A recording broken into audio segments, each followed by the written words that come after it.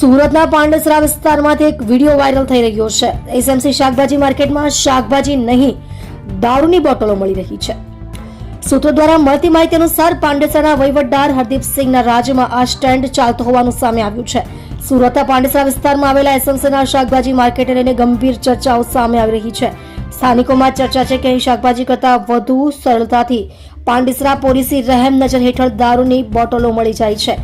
દારૂબંધી હોવા છતાં ખુલ્લેઆમ ચાલતા અડ્ડાઓને લઈને અનેક સવાલો ઉભા થયા છે, જેમાં પાંડેસરા પોલીસ ઉપર સવાલો ઉભા થયા છે।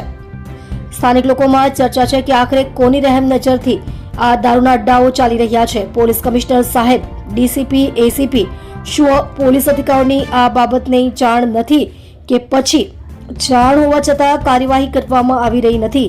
હવે સવાલ એ છે કે પાંડેસરા પોલીસ આ મામલે કડક કાર્યવાહી કરશે કે નહીં તે જોવાનું રહ્યું છે, કે ભીનું સંકેલી લેશે એ જોવાનું રહ્યું।